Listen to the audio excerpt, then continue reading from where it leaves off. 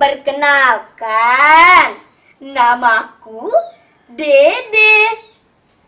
Aku berasal dari Karangasem. Aku bersekolah di SD Negeri 1 Karangasem. Hobiku menggambar, membaca buku, dan berenang. Sama halnya dengan kalian semua. Aku juga punya cita-cita loh. Cita-citaku ingin menjadi seorang dokter.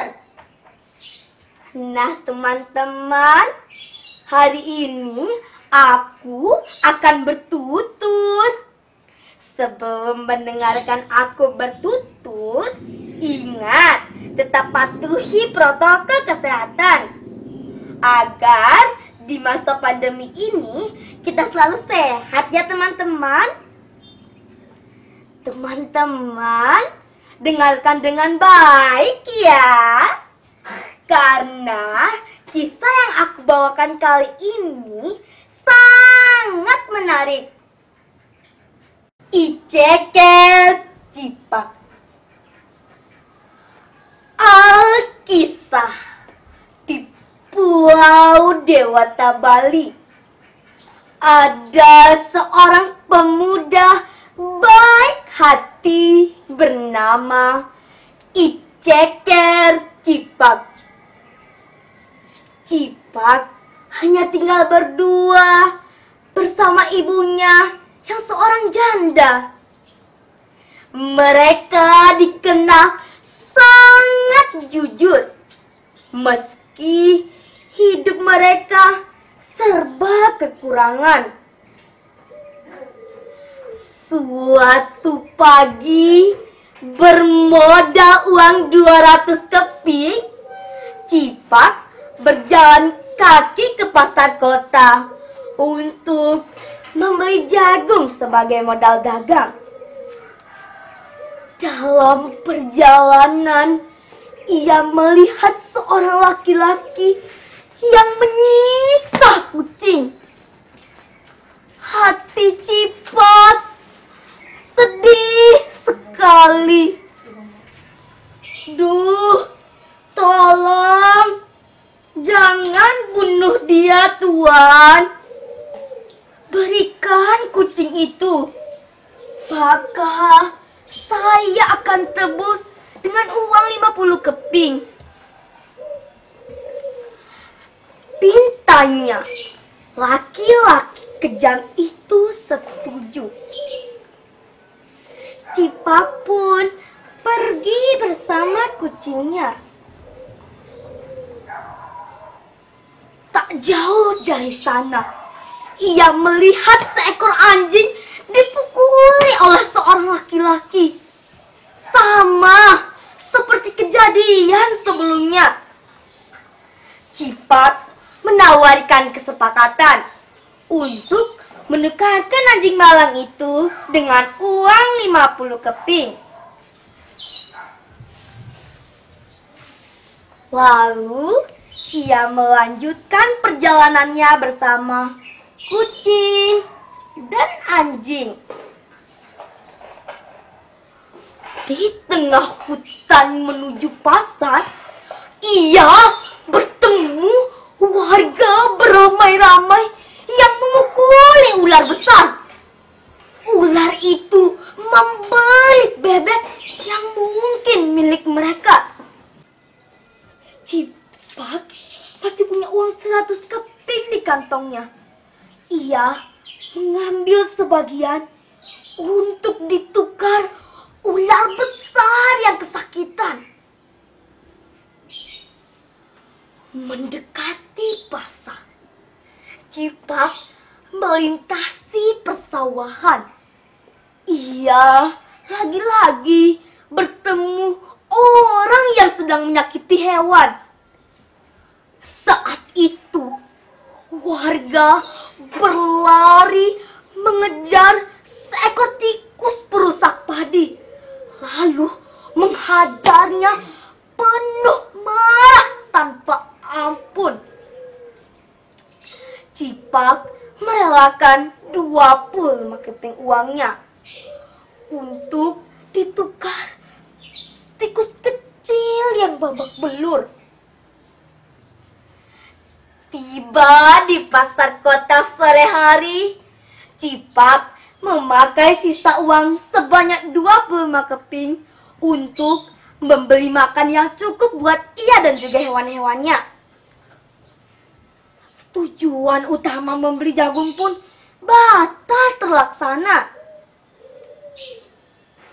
Orang-orang di pasar heran melihat seorang pemuda berjalan diikuti kucing, anjing, tikus, dan ular.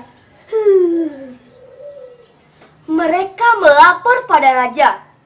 Raja langsung memanggil Cipak untuk pergi ke istana. Mendengar asal-usul hewan itu, raja bersimpati kepada Cipak. Ia menyuruh Cipak menginap 1 malam di istana sebelum pulang menemui ibunya. Malam itu, ular yang ditolong Cipak mendekati Cipak. Ia berbisik, besok di hutan tempat menyelamatkannya akan muncul seekor ular besar betina bernama Naga Gombang. Jangan takut, Cipak. Ia ibuku. Dia pasti ingin memintaku kembali. Turuti saja dan minta dia membayar tebusan. Ibuku ganas, tapi ia tak bisa mengalahkan orang yang menjalankan dharma seperti kamu. Pesan ular. Paginya, Cipak meninggalkan istana menuju desa. Raja membekali sejumlah uang, kain, dan 10 ikat jagung. Sampai di hutan tempat menemukan ular, muncul Naga Gombang. Cipak hampir diserang. Lalu ia ingat pesan si anak ular semalam. Ia meminta tebusan kepada Naga Gombang sebelum melepaskan ular yang dibawanya itu.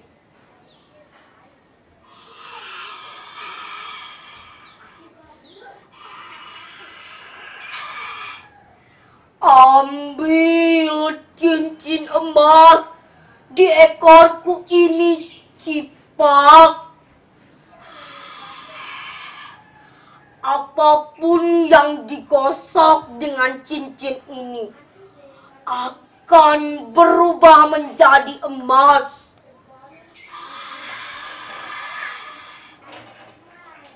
Kata Naga Gombang. Cincin ajaib itu mengubah ekonomi Cipak dan ibunya. Sekarang ia hidup berkecukupan.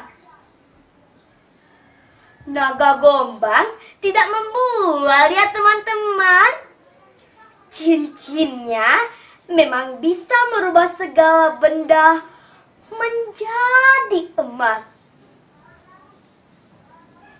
Tapi legenda Iceket Cipak belum berhenti sampai di sini saja. Bukankah tanpa istri ia belum bisa hidup bahagia selamanya? Suatu hari, cincin emas ajaib itu patah saat digunakan ibunya menumbuk padi. Cipak segera membawa cincin itu ke rumah tukang emas untuk diperbaiki. Saat kembali, cincin itu sudah tidak sakti lagi karena tukang emas telah menukarkan cincin yang sama persis dengan cincin itu. Karena ia tahu keajaibannya dan ingin memilikinya. Malam hari, kucing, anjing, dan tikus mendatangi rumah tukang emas. Kucing dan anjing bertugas berjaga-jaga. Tikus mencari cincin sampai ketemu. Ia melubangi peti dan lemari kayu dengan giginya.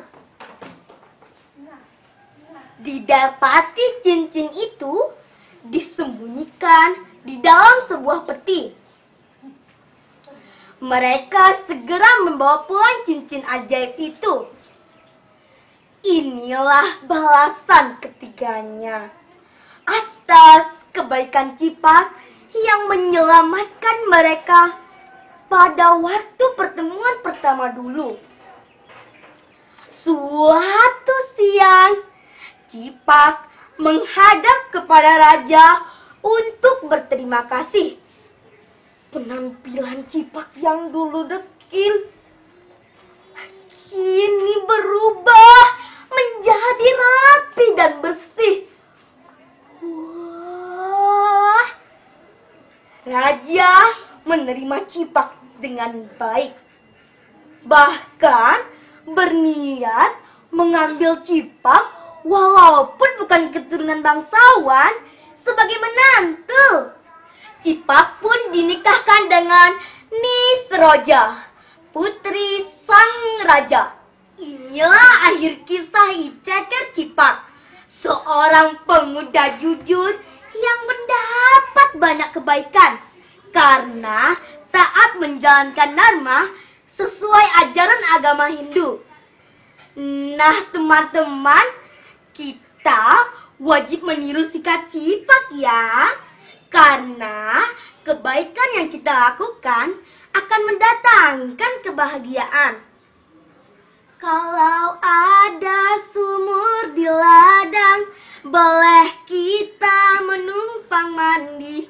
Kalau ada umur yang panjang, bolehlah kita berjumpa lagi.